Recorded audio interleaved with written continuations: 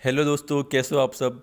तो D triple S B ने PGT Sanskrit mail का रिज़ल्ट फाइनल रिज़ल्ट डिक्लेयर कर दिया गया है। और जिन भी स्टूडेंट्स का सिलेक्शन हुआ है उनको कॉन्ग्रेचुलेशन। तो हम देखते हैं नोटिस में क्या हुआ है। ये वैकेंसी टोटल 31 पोस्ट के लिए निकाली गई थी पीजीटी संस्कृत मेल की। उसमें से ये स्टूडेंट्स है यूआर से 13, ओबीसी से 1 स्टूडेंट, एससी से 3, एसटी से 1, ईडब्ल्यूएस से 1 और पीडब्ल्यूडी में यूआर से 2 कैंडिडेट का सिलेक्शन कर लिया गया है फाइनली।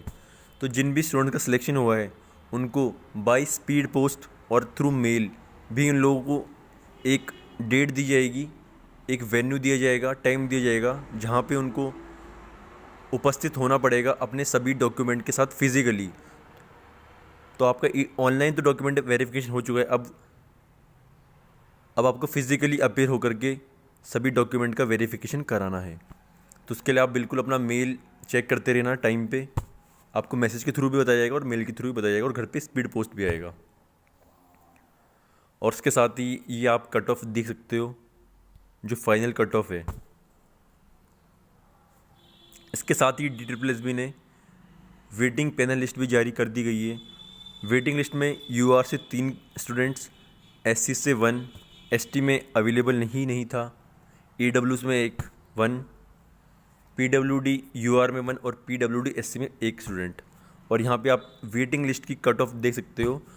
वेटिंग लिस्ट में ओबीसी और एसटी से स्टूडेंट अवेलेबल नहीं था तो ले भी नहीं सकते, ये था। और इसके साथ ही डी ट्रिपल एस बी ने पीजीटी संस्कृत मेल की रिजेक्शन लिस्ट जारी करी है। रिजेक्शन लिस्ट में उन स्टूडेंट्स के नाम होते हैं जिन्होंने अपना ई डोजर भरा था पर उनकी ई डोजर में कोई ना कोई डेफिशिएंसी रह गई थी और उन्हें मौका भी दिया गया था और मौके देने के बाद भी अगर वो भर नहीं पाए, उसे कंप्लीट नहीं कर पाए, या फिर कुछ स्टूडेंट ऐसे होते हैं वो डी ट्रिपल एस बी के अकॉर्डिंग क्वालिफाई नहीं होते हैं तो उन्हें भी फाइनल लिस्ट में बाहर कर दिया जाता है। तो ये 4 स्टूडेंट हैं, उनके रोल नंबर गिवन है और आगे रिमार्क्स में भी रिमार्क्स दे रखा है। इसमें से अगर आप पढ़ सकते हो तो स्टार्टिंग के दो जो कैंडिडेट हैं उनका तो ये था कि वो उन्होंने अपना सर्टिफिकेट लगाया था ओबीसी का, क्योंकि वो ओबीसी आउटसाइड के थे। और आपको पता हो कि डी ट्रिपल एस में ओबीसी सिर्फ और सिर्फ दिल्ली के ही चलेंगे, बाहर के ओबीसी नहीं चलेंगे। उसके साथ ही एक स्टूडेंट ने लिखा है EW certificate is issued after cut off date. तो जो आपकी फॉर्म भरने की लास्ट डेट होती है वहाँ तक आपके सारे क्वालिफिकेशन और आपके ईडब्ल्यू का सर्टिफिकेट भी वहाँ उससे पहले का बना होना चाहिए। अगर आप उसके बाद का बनाओगे तो नहीं चलेगा। और जो 4th नंबर के स्टूडेंट हैं उन्होंने did not upload E dozer, इन्होंने ई डोजर ही अपलोड नहीं किया इन्हें टाइम देने के बाद भी। तो ये थी।